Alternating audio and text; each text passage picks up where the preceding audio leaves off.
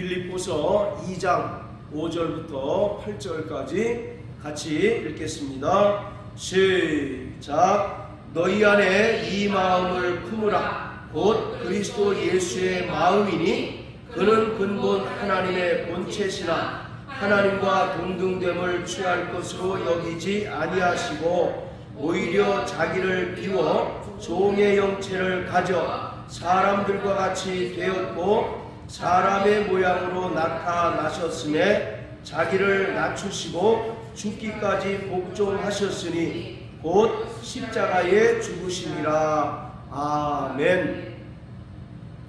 빌립보서 2장 6절부터 11절까지를 일명 그리스도의 찬가라고 부릅니다.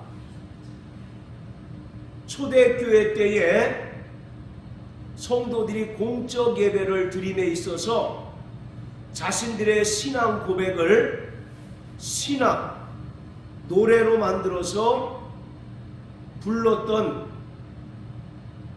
내용을 찬가 또는 찬미가라고 부릅니다. 지금처럼 악기가 다양하지 않고 또 찬송이나 어떤 복음성가가 발달하지 않은 그런 상황에서 초대교회 성도들은 예배 시간에 자신들의 신앙 고백을 신앙 또는 간단한 음률이 있는 노래로 만들어서 부름으로써 자신들의 신앙을 고백을 했습니다. 자, 에베소서 5장을 한번 다 같이 보십니다. 에베소서 5장 19절 보시면 시와 찬미와 신령한 노래로 서로 화답하며 너희 마음으로 주께 노래하며 찬송하며 이렇게 되어 있는데 바로 이것이 초대교회 성도들이 예배 가운데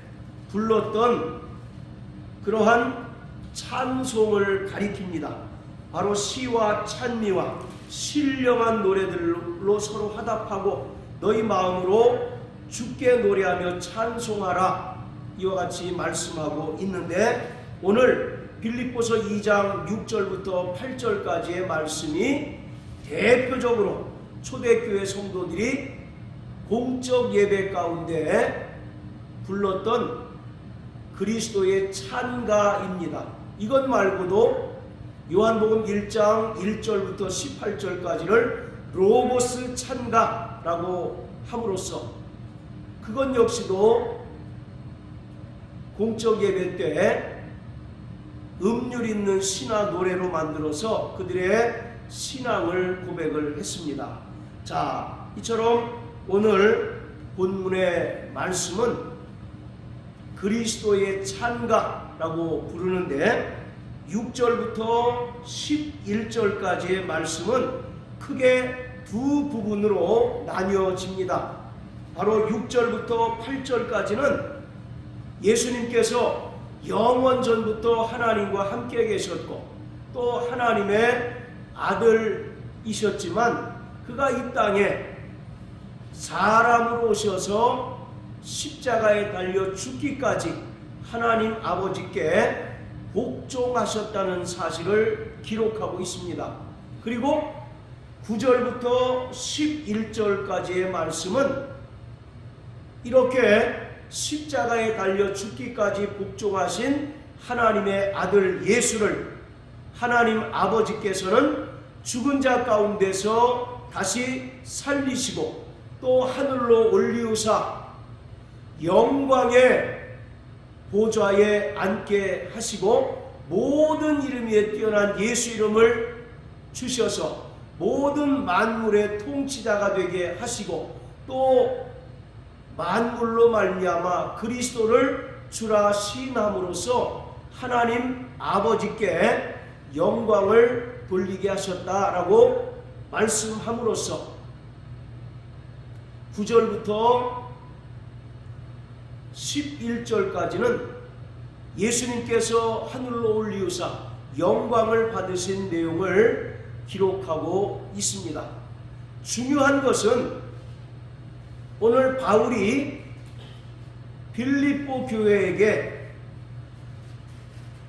이처럼 자기를 비우시고 또 자기를 사람과 같이 낮추사 십자가에 달려 죽기까지 복종하신 예수님을 언급하고 있는 목적에 대해서 우리가 분명히 알아야 합니다. 그것은 2장 1절부터 4절까지의 말씀을 통해서 바울이 빌립보 교회에 권면한 것처럼 철저히 교회의 일치와 단합 그리고 갈등과 대립이 그치고 온전히 그리스도 안에서 교회가 하나 되기를 권면하는 차원에서 그리스도 예수를 예로 들고 있는 것입니다. 계속 말씀드리지만 빌립보 교회는 지금 4장 2절에 언급하고 있는 유오디아와 순두계라고 하는 두 유력한 여자 성도들의 갈등과 대립으로 인하여 교회가 극한 대립에 있고 또 분열될 그런 위기에 있습니다. 따라서 사도 바울은 비록 그가 로마 감옥에 갇혀 있어서 다른 사람에게 이러한 소식을 전해 들었지만 누구보다도 안타까운 마음으로 지금 이 이야기를 빌립보 교회에게 편지를 통해서 권면하고 있는 것입니다. 왜냐하면 빌립보 교회는 다른 어느 교회보다도 사도 바울의 선교 여행에 있어서 물심양면으로 헌신하고 수고를 아끼지 않은 교회였기 때문입니다. 물론 10손가락 깨물어서 안 아픈 손가락이 없다고 하지만 그 중에서 특히 빌립보 교회는 적극적으로 선교를 지원하고 또 후원했던 그런 아름다운 교회였기에 감옥에 갇혀있는 바울 입장에서는 교회가 내홍을 겪고 있다는 사실이 너무나 가슴이 아팠던 거예요. 그래서 오늘 하나님의 본체로서 하나님과 동등됨을 취하실 수 있는 예수님께서 철저히 하나님 앞에 자신을 비우시고 또 사람과 같이 이 땅에 낮추셔서 십자가에 달려 죽기까지 복종하신 것처럼 서로 용납하고 또 다툼이나 허용을 할 것이 아니라 겸손함으로 남을 나보다 낮게 여김으로 평안에 매는 줄로 성령이 하나 되게 하신 것을 힘써 지키라고 권면하고 있습니다. 예수님께서는 이 땅에 철저히 섬기러 오신 분이십니다. 마태복음 20장 28절에 보면 인자가 온 것은 섬김을 받으려 함이 아니라 도리어 섬기려 하고 자기 목숨을 많은 사람들을 위하여 대속물로 주려 하십니다 라고 말씀하고 있습니다. 자, 또 여기 표시해 놓으시고 마가복음 10장을 다 같이 한번 보십니다. 마가복음 10장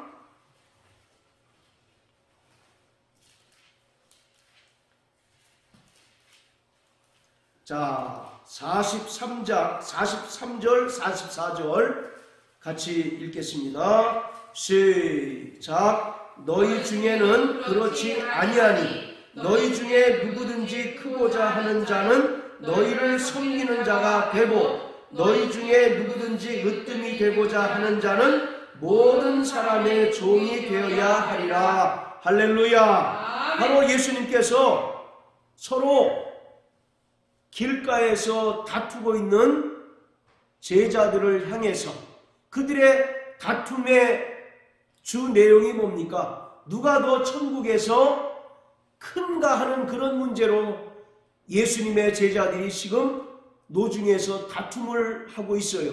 그것을 예수님께서 아시고 제자들을 권면하시되 누구든지 크고자 하는 자는 너희를 섬기는 자가 되어야 하고 누구든지 으뜸이 되고자 하는 자는 모든 사람의 종이 되어야 한다라고 말씀하고 있습니다.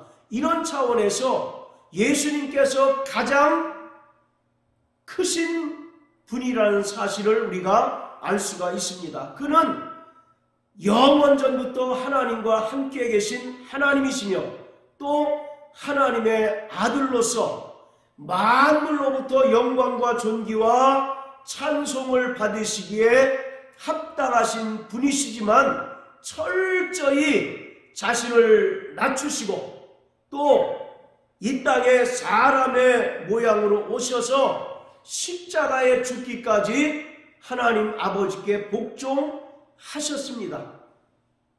이처럼 예수님께서는 이 땅에 가장 낮은 자로 섬기는 자로 이 땅에 오셨습니다. 그리고 영광을 받으실 만왕의 왕이시지만 이 땅에 종의 모습으로 오셔서 가장 참혹한 십자가에 달려 죽으심으로써 죄인들을 구원해 주셨고 또 하나님 아버지께 복종하셨습니다. 이처럼 오늘 사도 바울은 이 땅에 섬김의 본으로 오신 예수님의 마음을 품으라고 말씀하고 있습니다. 각자가 예수님의 마음을 품고 겸손함으로 허리를 동이고 또 나보다 남을 낮게 여길 때 교회는 온전히 하나 될 수 있고 또 일치와 단합을 이룰 수 있다고 바울은 강력하게 빌립보 교회를 향하여 권면하고 있는 것입니다. 오늘날도 동일합니다. 계속해서 말씀드리지만 각자의 얼굴이 다 다른 것처럼 신앙생활을 하게 된 경위와 살아온 그 과정들이 다 다르기 때문에 우리는 각자의 다름을 인정해야 하고 그 다름이 결코 틀린 것이 아니다라는 사실을 분명히 알고 겸손하고 또 나보다 남을 낮게 여길 때 교회는 철저히 그리스도 안에서 한 몸이 될 수 있고 또 하나가 될 수 있어서 하나님 아버지께 또 귀한 일꾼으로 또 귀한 사역으로 쓰임받을 수 있게 되는 것입니다. 그런 차원에서 빌립보서 2장으로 돌아가서 그런 차원에서 바울은 5절 말씀을 통해서 너희 안에 이 마음을 품으라 곧 그리스도 예수의 마음이니 라고 말씀합니다. 각자가 예수의 마음을 품으라는 것입니다. 그렇다면 예수의 마음은 어떤 마음이냐? 오늘 본문을 통해서 바울이 말하는 예수의 마음은 두 가지입니다. 첫째는 철저히 자기를 비우는 것입니다. 그리고 또 하나는 철저히 자신을 낮추시는 거예요. 따라하세요. 예수님의 자기 비움. 예수님의 자기 비움. 이것을 헬라어로 케노시스라고 이렇게 이야기합니다. 그리고 또 하나가 예수님의 낮추심이에요. 따라하세요. 예수님의 낮추심. 요한복음 1장 1절에 기록한 것처럼 태초에 말씀이 계시니라. 이 말씀이 하나님과 함께 계셨으니 이 말씀은 곧 하나님이시다라고 기록하고 있습니다. 이처럼 예수님께서는 영원전부터 하나님과 함께 계셨고 또 하나님과 동등되시고 또 하나님과 모든 영광과 권위와 능력을 공유하시는 하나님의 아들이셨습니다. 그래서 2장 6절에 보면 그는 근본 하나님의 본체시다라고 말씀합니다. 이것이 우리가 예수님을 이해하는 가장 전제 요건이 되어야 합니다.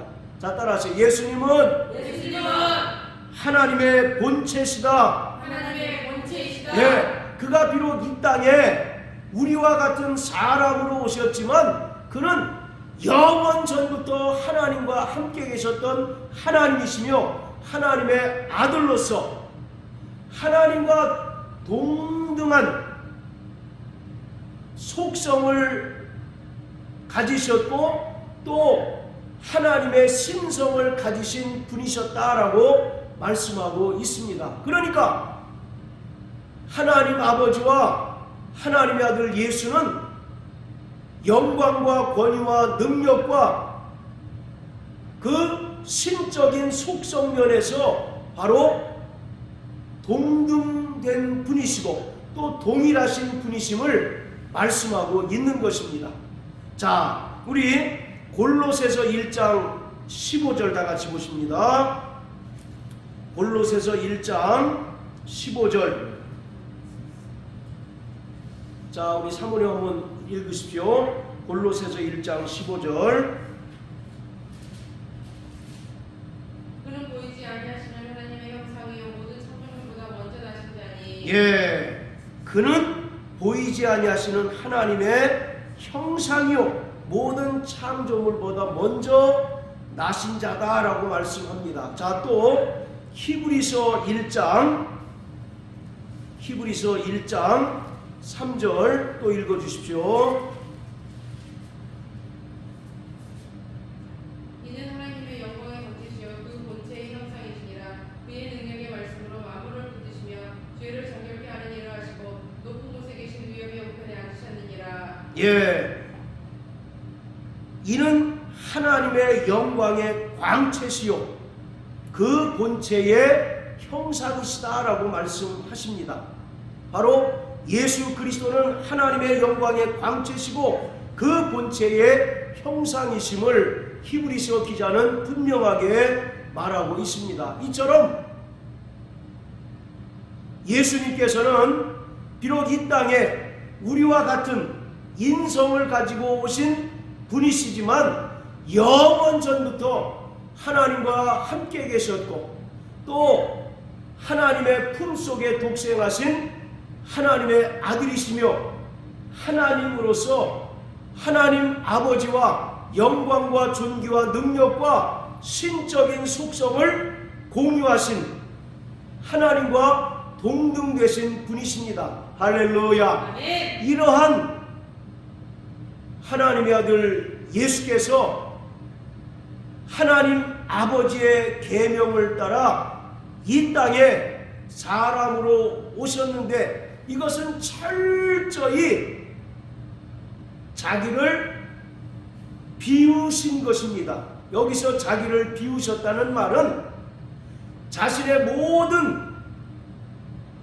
영광과 또 권위와 능력들을 쏟아내셨다는 것을 말씀하고 있어요.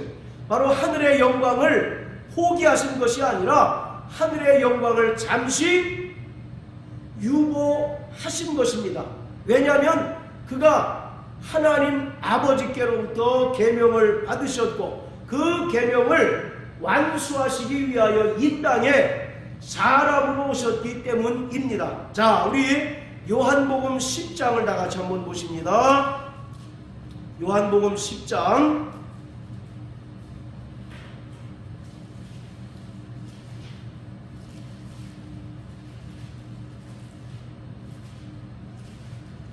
자, 17절 18절입니다. 시작.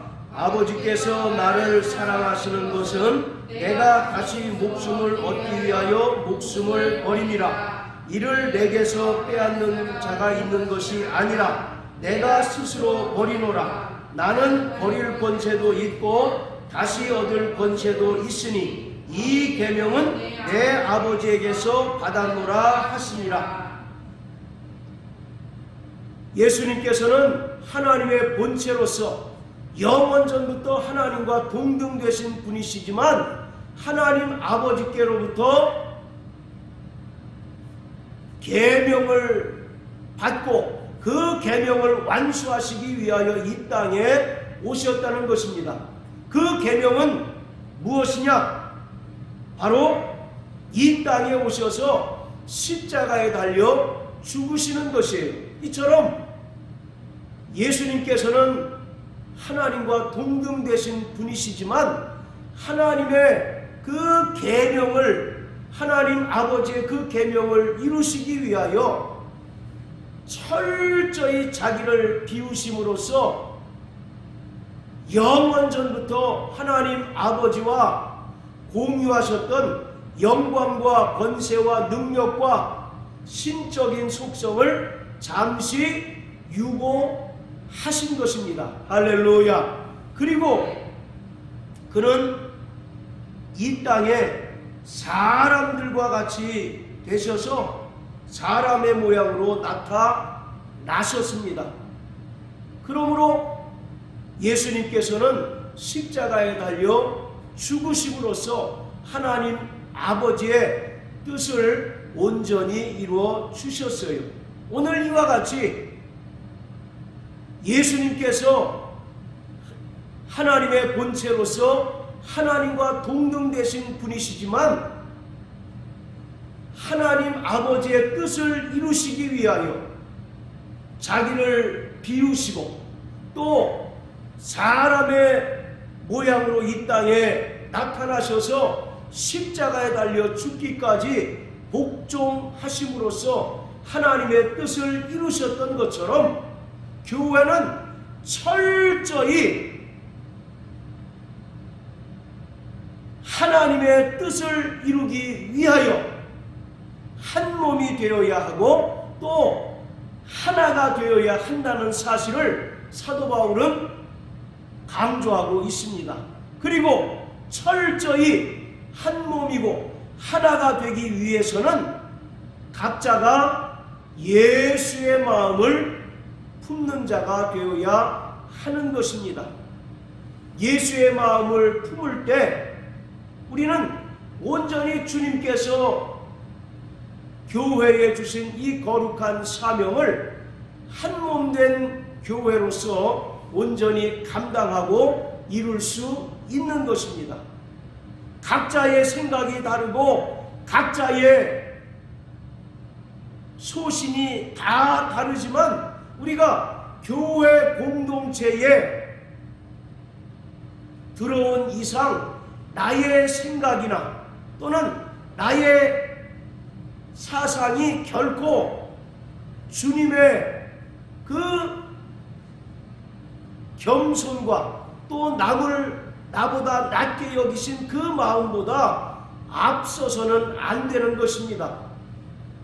아까 우리가 읽었던 것처럼 마가복음 10장 43절 44절의 말씀과 같이 누구든지 큰 자가 되기 위해서는 철저히 섬기는 자가 되어야 하고 또 으뜸이 되고자 하는 자는 무사람의 종이 되어야 하는 것처럼 우리는 교회 내에서 교회 안에서 자신을 과시하고 자신의 어떤 업적을 드러내는 자들이 되어서는 안 되고 철저히 섬기는 자로 또 종의 신분으로 겸손할 때 우리를 통해서 교회가 온전히 하나 될 수가 있는 것입니다. 그러므로 사랑하는 성도 여러분, 정말 교회를 사랑하시게 되길 예수님 이름으로 축복합니다. 바로 교회는 그리스도 예수의 몸입니다. 교회가 나뉘는 것을 가장 좋아하고 기뻐할 자는 마귀입니다. 그리고 하나님께서는 교회를 깨뜨리는 것을 가장 싫어하시고 그러한 자들을 바로 저주하시는 거예요. 그렇기 때문에 설령 내 뜻과 내 생각에 맞지 않는다고 해서 자신의 생각이나 자신의 주장을 관철시키려 한다면 교회는 깨어질 수밖에 없고 또 분열될 수밖에 없는 것입니다. 그렇기 때문에 우리는 철저히 주님의 마음을 품는 자가 되어야 합니다. 자, 따라하세요. 나 영혼아, 주님의 마음을 품자. 주님의 마음을 품자. 나 영혼아, 영혼아, 일평생 겸손한 자가 되자. 일평생 겸손한 자가 할렐루야. 그럴 때 교회가 더욱더 진리 위에 굳건히 서서 하나님의 뜻을 이루게 되고 하나님께서 기뻐하시는 일들이 교회를 통해서 나타나게 됩니다. 자, 우리 사도행전 5장을 보시겠습니다. 자, 사도행전 5장 1절부터 10절까지 우리 한번 읽어보실까요? 시작. 아나니아라 하는 사람이 그 아내 삽비라로 더불어 소유를 팔아 그 값에서 얼마를 감추매 그 아내도 알더라. 얼마를 가져다가 사도들의 발 앞에 두니 베드로가 가로되 아나니아가 내 마음에 가득하여 내가 성령을 속이고 땅값 얼마를 감추었느냐. 땅이 그대로 있을 때에는 내 땅이 아니며 판 후에도 내 임의로 할 수가 없더냐. 어찌하여 이 일을 내 마음에 두었느냐. 사람에게 거짓말한 것이 아니요 하나님께로다. 아나니아가 이 말을 듣고 엎드려져 혼이 떠나니 이 일을 듣는 사람이 다 크게 두려워하더라. 젊은 사람들이 일어나 시신을 싸고 메고 나가 장사하니라. 3시간쯤 지나 그 아내가 그 생긴 일을 알지 못하고 들어오니 베드로가 가로되 그 땅 판 값이 이것뿐이냐. 내가 말하라 하니 가로되 예 이뿐이로라. 베드로가 가로되 너희가 어찌 함께 꿰어서 주의 영을 시험하려 하느냐. 보라, 내 남편을 장사하고 오는 사람들의 발이 문 앞에 이르렀으니 또 너를 메어 나가리라 한데 곧 베드로의 발 앞에 엎드려져 혼이 떠나는지라. 젊은 사람들이 들어와 죽은 것을 보고 메어다가 그 남편 곁을 장사하니 온 교회와 이 일을 듣는 사람들이 다 크게 두려워하니라. 자, 아나니아와 삽비라라고 하는 부부가 자기의 소유를 팔아서 교회에 헌신하기로 작정했습니다. 그런데 어찌된 영문인지 2절에 보면 그 값에서 얼마를 감춤해 그 아내도 알더라. 얼마를 가져다가 사도들의 발 앞에 두니 3절에 보면 베드로가 가로되 아나니아야 어찌하여 사단이 내 마음에 가득하여 성령을 속이고 땅값 얼마를 감추었느냐. 이렇게 말하자 5절에 보면 아나니아가 이 말을 듣고 엎드려져 혼이 떠났다라고 말합니다. 즉 죽었다는 얘기죠. 네. 그리고 그 이후에 그 아내인 삽비라도 역시 죽임을 당하게 됩니다. 그런데 한번 생각해 보세요. 이게 하나님께 저주를 받아서 죽을 만한 일인가? 예를 들어서 자기 소유의 땅을 팔았는데 그 값이 1억이라고 칩시다. 그 중에서 조금 처음에는 다 내기로 마음을 먹었는데 어찌된 영문인지 그 중에서 일부를 냈는데 그것이 이렇게 죽음에 이르게 할 만큼 큰 죄인가? 우리가 한번 생각해 볼 필요가 있지 않습니까? 아주 성령 충만하고 은혜가 넘치던 예루살렘 교회의 뜻밖의 이러한 불행한 사건이 벌어지고 말았습니다. 왜 이런 일이 벌어졌고 또 하나님께서는 왜 이렇게 이 아나니아와 삽비라 부부를 죽이셨어야만 했는가? 자, 4장 35절부터 37절까지 한번 읽어봅니다.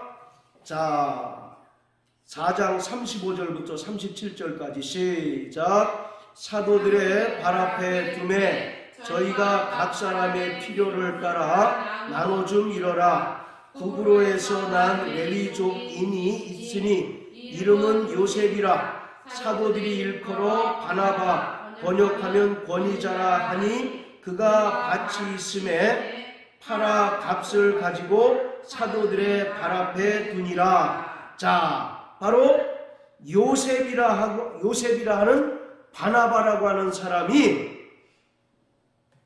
자기 밭을 팔아서 사도들에게 헌신을 했습니다. 이로 인해서 바나바는 예루살렘 교회 성도들로부터 많은 칭찬을 받게 되었습니다. 바로 바나바라고 하는 말은 위로자라고 하는 뜻이거든요. 여기 권위자라고 되어 있는데 위로자라고 하는 뜻이에요. 이 사람은 특별히 다른 사람들을 위로하고 또 용기를 북돋아주는 그런 일에 많은 은사가 있었던 모양입니다. 자, 이가 자기 밭을 팔아서 그 값을 사도들의 발 앞에 두니 예루살렘 교회 성도들로부터 많은 칭찬을 받게 되었습니다. 그리고 그 다음에 5장 1절부터 아나니아와 삽비라 이야기가 나오는데 이것을 우리가 유추해 볼 수 있는 것이 아나니아와 삽비라도 바나바와 같이 예루살렘 교회 성도들로부터 명성을 얻고 또 칭찬을 듣고자 하는 그런 마음이 있었던 것입니다. 본래 이가 자기 소유의 밭을 팔아서 헌신하고자 하는 마음은 없었던 것으로 보여요. 그러다가 바나바가 자기 소유의 밭을 팔아서 교회에 헌신하니까 사람들로부터 칭찬을 받고 또 명성을 얻게 되는 것을 부러워한 나머지 자신도 자기 소유의 밭을 팔아서 헌신하기로 작정을 했는데 그 이후에 막상 헌신하려고 보니까 본전 생각이 났던 거예요. 그래서 그중 일부를 헌신하게 되었고 그로 인해서 그와 그 아내가 하나님께 저주를 받아서 죽게 된 그런 사건입니다. 이 의도 자체가 바로 불순했다는 사실을 우리가 알 수가 있는 것입니다. 이처럼 교회 안에는 철저히 어떤 경쟁 심리나 다른 사람이 이만큼 하니까 나도 이만큼 해서 사람들로부터 인정받고 칭찬받고 명성을 얻으려고 하는 그런 비교 심리가 있어서는 결코 그 개인이 뿐만 아니라 교회에 덕이 될 수 없다는 사실을 우리는 분명히 알아야 합니다. 이 사건과 비슷한 내용이 여호수아서에 기록되어 있죠. 여러분 아간이라는 사람 잘 아시죠? 예, 이스라엘 백성들이 가나안 땅으로 입성하려고 할 때에 가장 첫 번째 만난 성의 이름이 뭡니까? 여리고 성이었어요. 그 여리고 성은 도무지 이스라엘의 어떤 힘으로는 점령할 수 없는, 정복할 수 없는 그런 초롱성과 같았습니다. 그때 하나님께서 매일 그 여리고성을 한 바퀴씩 돌고, 그리고 마지막 날은 7바퀴를 돌고 큰 소리로 외치라고 명령했습니다. 그리고 이스라엘 백성들이 그 말씀에 순종하였을 때 초롱성과 같았던 여리고가 무너져 내렸어요. 그런데 하나님께서는 이스라엘 백성들에게 분명히 경고하기를 여리고성에 있는 그 어떤 물건도 훔치거나 가져가지 말라고 말씀하고 있습니다. 모든 것을 다 진멸하라고 말씀하셨어요. 그런데 이스라엘 백성들이 여리고성을 점령하였을 때 아간이라고 하는 사람이 그 중에서 귀한 옷가지와 또 여러 가지 금은 폐물을 몰래 훔쳤습니다. 그 후에 이스라엘 백성들이 아이라고 하는 조그만 성을 정복하려고 할 때 이 아이라고 하는 성은 여리고성에 비해서 형편없이 작은 성이지만 번번이 이스라엘이 패배했습니다. 그때 여호수아가 하나님께 물었을 때 바로 너희 중에 내 명령을 어긴 자가 있다 라고 말씀하시는 거예요. 그래서 찾고 찾아보니까 이 아간이라고 하는 사람이 여리고성에 있는 각종 진귀한 옷가지나 물품을 몰래 훔친 것이 발견이 됐습니다. 그래서 일벌백계로 이 아간이라고 하는 사람을 아골골짜기, 우리 찬송가에 보면 아골골짜기 나오죠? 네. 바로 거기 나오는 아골골짜기입니다.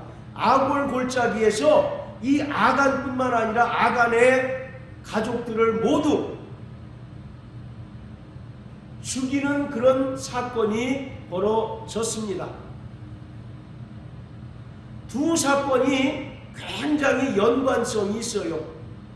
이제 가나안 땅으로 막 들어가려는 이스라엘 백성들, 그리고 이제 막 성령으로 말미암아 이 땅에 예루살렘 교회가 시작됐는데 인간의 어떤 탐욕이나 또는 인간의 비교 심리로 인하여 교회가 어려움을 겪게 되었을 때 하나님께서는 그러한 자들을 용납하지 않으시고 인간 측면에서는 좀 과하다 싶을 정도로 하나님께서는 그들을 저주하시고